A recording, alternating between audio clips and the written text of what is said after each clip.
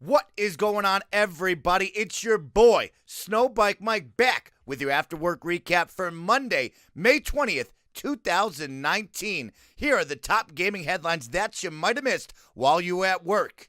If you like any of the stories that I bring to you today, please go to the articles directly and support those incredible games journalists around the globe. Story links can be found in the show description below, so let's get into it. Here are the top 4 gaming stories that you need to know about.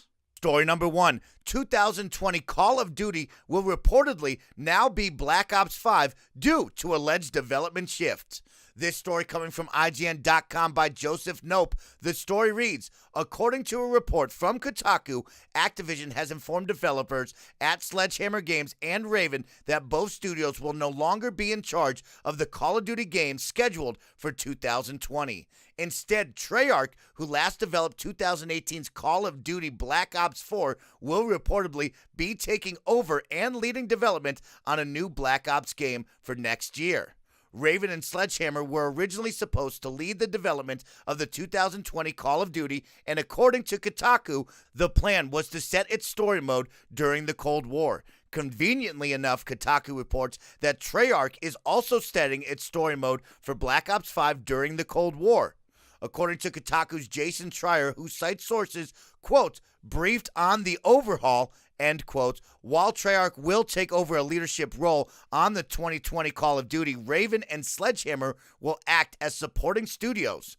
Treyarch will be utilizing work previously done on a single-player story mode for the campaign. So, Call of Duty fans out there, Treyarch is coming back. The yearly switch of hands from each studio has now shifted, and Treyarch will be bringing you Call of Duty Black Ops 5 in 2020. Are you excited? Are you ready to return to a Call of Duty with a single-player campaign? Woo! That's some big news coming out of there. Story number 2, some World of Warcraft classic bugs are actually features, Blizzard says. This story from IGN.com by Joseph Nope. Once again, the story reads, World of Warcraft Classic is Blizzard's attempt to bring back the spirit of its early glory days. That's not because it's suffering, but because the land of Azeroth and how people play around in it has changed so much in its 15 years since launch. That said, a part of the charm included a few bugs or features that even more experienced players may have forgotten about. It looks like Blizzard anticipated a bit of head-scratching over it all from beta players and clarified things in a forum post first reported by Eurogamer. Quote, as we've discussed before, the nature of WoW Classic sometimes invokes different memories for different players, and this leads to certain misconceptions for some about what is or isn't working as intended, end quote, Blizzard wrote. Some standouts include feared players and NPCs run fast, and standing on top of other players while facing away allows spells and attacks to be used. Some of the bugs and features show just how much World of Warcraft has changed, enough so to warrant an official return to its original state for dedicated fans. Previously, players were only able to play a vanilla version of World of Warcraft on an illegal custom server that aimed to emulate the experience. So, WoW Classic fans out there, get ready for some old school bugs, some old school features and feels to bring back that nostalgia. I know I'm excited. Are you excited to take a trip down memory lane in Azeroth? Story number 3, Overwatch 3-year anniversary celebration announced. This story coming from IGN.com by Adam Bankhurst. The story reads, Overwatch has announced that it will celebrate its 3-year anniversary from May 21st to June 10th with new skins, dances, sprays, all past seasonal cosmetic items, and most seasonal brawls. Overwatch's anniversary celebration will be available on PlayStation 4, Xbox One, and PC, and the new items include 6 legendary skins, 3 epic skins, and new dance emotes for Baptiste, Ashe, and Wrecking Ball. These past seasonal brawls will be returning to the arcade and will be rotated daily and will also feature those found in Overwatch Archives Storm Rising. All players who play Overwatch during the anniversary will receive 1 bonus legendary anniversary loot box, which contains a guaranteed legendary item, and all past seasonal event loot will be obtainable through loot boxes for the duration of the event. Players who purchase the 50 loot box bundle will also receive one bonus legendary anniversary loot box.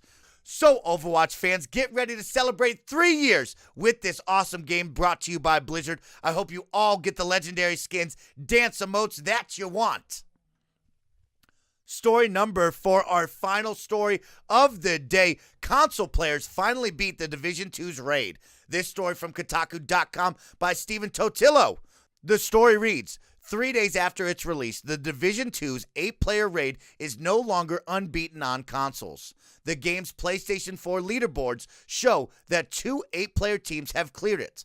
The first clocking in at over 36 hours and the second at nearly 20 hours. The Xbox One leaderboard shows a team clearing it in 17.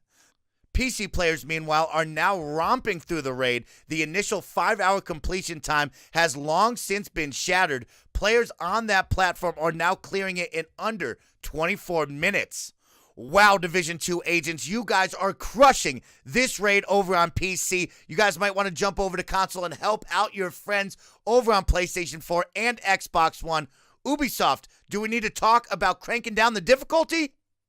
To wrap up the show, I want to give you something to watch, and it goes along with the Division 2 raid. Rush Runner and his 8-player Division 2 team beat the raid Operation Dark Hours in 23 minutes. I linked you the YouTube video right now. Why don't you go check it out? I know it's super difficult. I know it's taking 20 plus hours over on the console side. Watch as this PC team crushes it in less than 23 minutes. That's something fun to watch to start your week. This has been your After Work Recap for Monday, May 20th, 2019. It's your boy, Snowbike Mike, reminding you, if you like any of the gaming headlines that I brought to you today, story links can be found in the show description below. Give those articles a click and support those incredible games journalists around the globe. Now you're all caught up. Get ready to start off your week with a whole lot of gaming news. I'll see you tomorrow for Tuesday.